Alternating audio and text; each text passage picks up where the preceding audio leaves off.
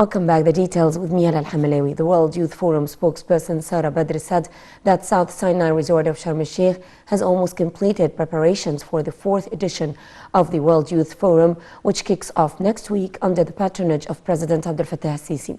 The spokesperson added that holding the forum despite the COVID-19 crisis underscores the youth's ability to organize the global gathering that advocates dialogue among youth.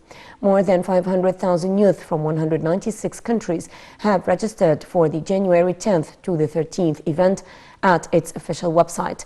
Badr said that the main theme of the 2022 edition of the World Youth Forum will be post-pandemic recovery as well as energy. Under the directives of President Abdel Fattah al-Sisi, the Supreme Commander of the Armed Forces, a military cargo plane headed to South Sudan's capital Juba, carrying medical and humanitarian aid on Monday. Co-organized with the Egyptian Red Crescent, the aid supplies are part of the Egyptian solidarity with South Sudanese in crises. They also underscore the deep historical ties between Egypt and South Sudan in light of Egypt's responsible role towards fellow African countries. Sudan's Prime Minister Abdallah Hamdok resigned amid continued protests calling for civilian rule.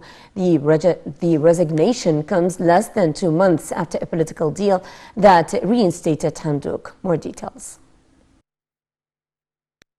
Sudan's Prime Minister Abdallah Hamdok announced his resignation Sunday amid political deadlock and widespread pro-democracy protests.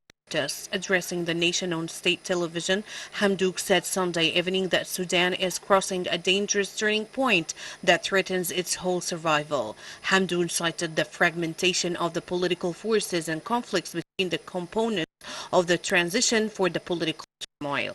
Hamdok called for a dialogue to agree on a national charter and to draw a roadmap to complete the transition to democracy in accordance with the 2019 constitutional document governing the transitional period. Meanwhile, mass protests calling for civilian rule continued, with thousands of demonstrators marching near the presidential palace in the capital Khartoum and its twin city Durman. The Independent Doctors Committee said 2 people were killed during the protests. Hamdok's resignation comes less than 2 months after a political deal that reinstated him. The November deal with the dead of Sudan's Sovereign Council, General Abdel Fattah al-Burhan, included promises for holding elections in mid-2023. Reacting on the move, the United States has urged Sudanese leaders to ensure civilian rule and the violence against protesters. The U.S. State Department's Bureau of African Affairs said in a tweet that Sudanese leaders should set aside differences, find consequences, and ensure continued civilian rule. It added that Sudan's next PM and cabinet should be appointed in line with the constitutional declaration to meet the people's goals of freedom, peace, and justice. The Arab coalition said on Monday that the Houthi movement that controls most of northern Yemen has hijacked United Arab Emirates flagged cargo vessel off the Yemeni port city of Hodeidah.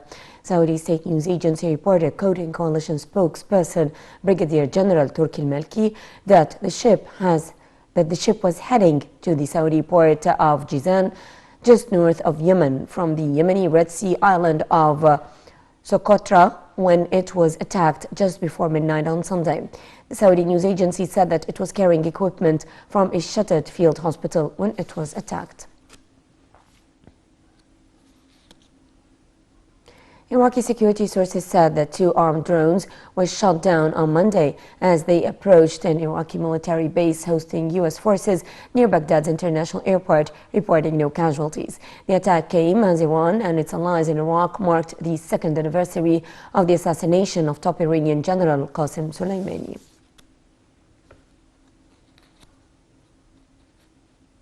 Syrian state media said on Monday that 5 Syrian soldiers were killed and 20 injured in a rocket attack by the Daesh terrorist group on a military transport bus on Sunday in the east of the country. The Daesh group that declared a caliphate straddling parts of Syria and Iraq in 2014 has lost all territory that was under its control in 2019. However, the group continues to wage a low-level insurgency in both countries.